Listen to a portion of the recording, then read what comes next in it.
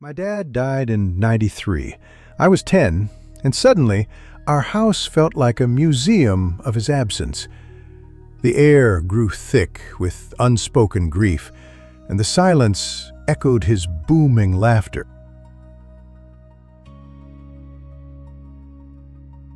His recliner became the heart of that absence, a monument to the space he no longer filled. He used to tease my friend Ben, poking fun at his skinny frame, with a gruffness that now felt like a lost language. The house was rearranging itself around his absence. One night, months after the funeral, I woke up thirsty. The house was draped in shadow.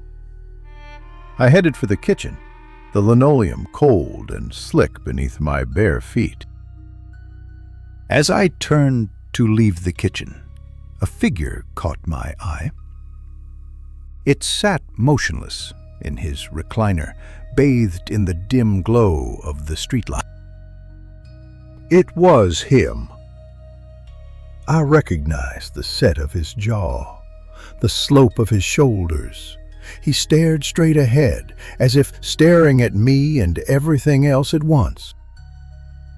The smell of stale cigarette smoke filled the air. My heart pounded in my ears. I ran. I slammed my bedroom door and hid under the covers, hoping to shut out the world. But the image of him in the chair was burned into my mind. 3 years later, Ben came over for a sleepover.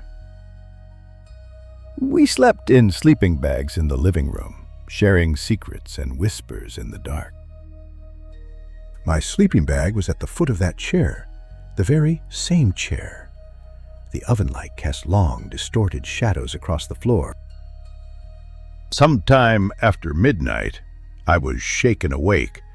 Ben's voice was panicked, clipped, as if waking me would somehow fix the world.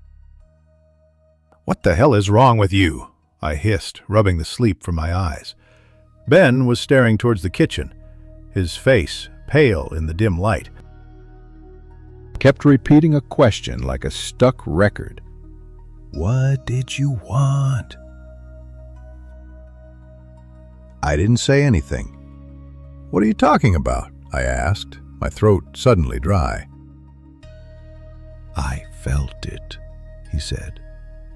Finally, his voice barely a whisper. Someone whispered, "Hey, Ben," in my ear. I thought it was you.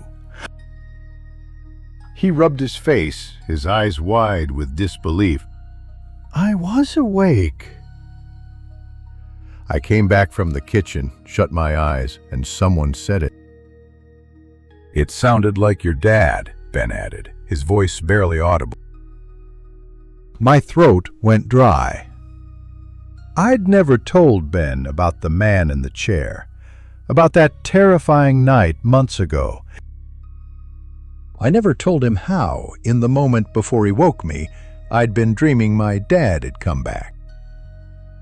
In that dream, my dad stood on our front porch, like dying was just a postponement, a casual errand. He didn't look like a man who'd gone, but like a man who'd left a mess and was coming to sweep it up. Ben woke me from that dream somehow, and now he was telling me he'd heard the voice too. Silence sat heavy between us, thicker than the sleeping bags, colder than the linoleum floor. The oven light hummed. The chair creaked once, a low, mournful sound, as something in the house shifted. We both listened to our own breathing, because it felt obscene to make any other sound. The part of me that wanted it to be a prank clutched at that possibility like a talisman, a desperate wish for normalcy. The part of me that still wanted him back folded in on itself and grew very, very small. Ben has told this story for 25 years.